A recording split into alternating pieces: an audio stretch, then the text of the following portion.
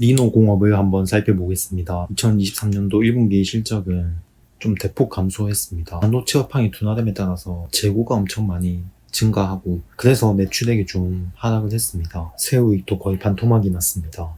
투하 자본도 감소를 했고, ROIC는 꽤나 높은 수준을 계속 유지를 하고 있습니다. 2분기, 3분기 넘어가면서 매출액이 얼만큼 다시 올라올지 좀 지켜봐야 할 것 같습니다.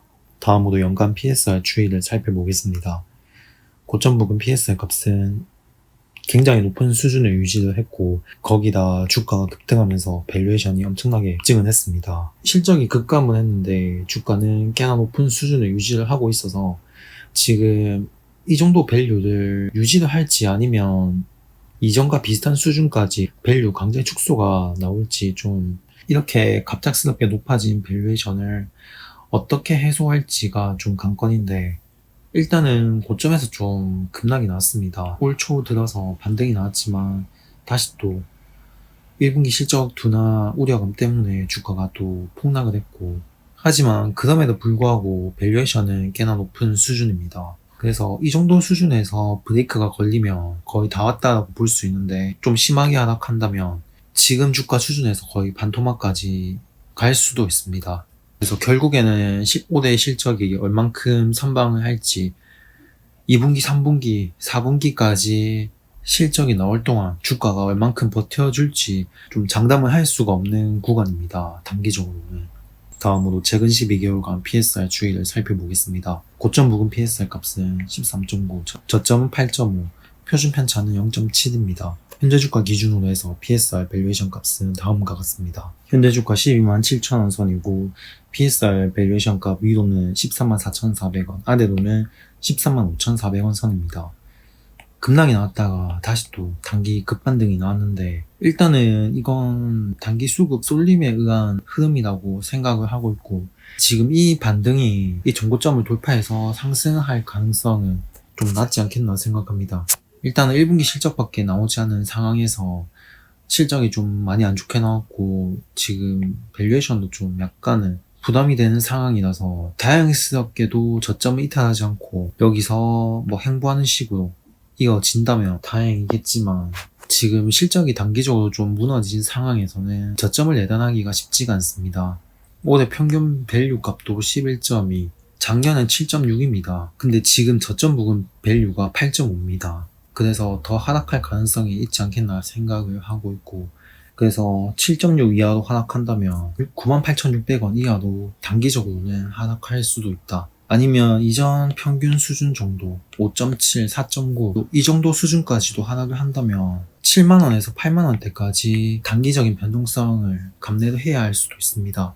이렇게까지 하락을 하고 난 후에 다시 반도체 업황이 살아나면서 매출액이 올라오기 시작하면 다시 또 이전 밸류 바닥을 잡고 반등을 할 수 있습니다. 그래서 반도체 업황이 돌아설 거라는 그런 기대감, 그런 것 때문에 좀 반도체 종목 주가가 반등을 했는데, 물론 이 저점을 깨지 않고 버텨주면 좋겠지만 그건 장담은 할 수가 없습니다. 그래서 만약에 이탈을 한다면 최악의 경우에는 1차로는 9만원대, 2차로는 7만원에서 8만원대 사이까지 하락을 할 수 있기 때문에, 여기까지 일단은 확인을 하고 난 후에 실적이 더 빨리 올라올지, 아니면 주가 하락으로 인해서 밸류에이션 강제 축소가 먼저 일어날지, 그거는 좀 지켜봐야 할 것 같습니다. 둘 중에 하나가 다행히 주가 변동성이 확대되기 전에 실적이 더 빨리 올라와서 밸류에이션이 자연적으로 축소가 진행이 돼 준다면 밸류 강제 축소에 따른 주가 하락은 제한적이겠지만, 그렇지 않다면 추가 하락을 염두에 둬야 하지 않을까 생각합니다. 다음으로 연간 PER 추이를 살펴보겠습니다. 고점 부근 PER 값은 1분기 실적 기준 이익이 반토막 날 것으로 예상이 되면서 밸류에이션이 급증을 했습니다. 다음으로 최근 12개월간 PER 추이를 살펴보겠습니다. 고점 부근 PER 값은 54.8, 저점은 36.4, 표준 편차는 2.7입니다. 현재 주가 기준으로 해서 PER 밸류에이션 값은 다음과 같습니다. 현재 주가 12만 7천원 선이고, PER 밸류에이션 값 위로는 13만 1천원, 아래로는 12만 2천원 선입니다. 그래서 단기적으로 지지선을 다 깨고 내려갔다가 다시 또 반등을 하는 모습인데, 당분간은 좀 이런 변동성 구간이 이어지지 않겠나 생각합니다. 다음으로 연간 PBR 추이를 살펴보겠습니다. 투하자본은 매출액이 감소하면서 급감을 좀 했지만 자본 총계는 소폭 감소했습니다. 그래서 PBR 값은 거의 변화가 없습니다. 다음으로 최근 12개월간 PBR 추이를 살펴보겠습니다. 고점 부근 PBR 값은 5.9, 저점은 3.9, 표준 편차는 0.3입니다. 현재 주가 기준으로 해서 PBR 밸류에이션 값은 다음과 같습니다. 현재 주가 12만 7천원 선이고 PBR 밸류에이션 값 위로는 12만 8,400원, 아래로는 11만 9,500원 선입니다. 12만 8,400원 선이 저항이 될 수 있는데 사실 여기를 추가로 돌파를 한다고 해서 안착하는 흐름을 보여주면 다행이겠지만 하락 추세가 지금 강하게 형성이 되었기 때문에 역추세에서 대응을 하기에는 쉽지 않을 것 같습니다. 그래서 리노공업 1분기 실적을 보면 소켓류 매출도 큰 폭으로 좀 하락을 했습니다. 대충 4배 잡아도 거의 2022년도에 절반을 조금 넘는 수준입니다. 리노핀 같은 경우에는 2022년도에 비해서 한 10에서 20% 정도 매출액 감소가 예상이 됩니다. 물론 2분기, 3분기, 4분기 반도체 업황이 다행스럽게도 바닥을 찍고 반등을 해줘서 수요가 증가한다면 매출액은 증가할 수도 있습니다.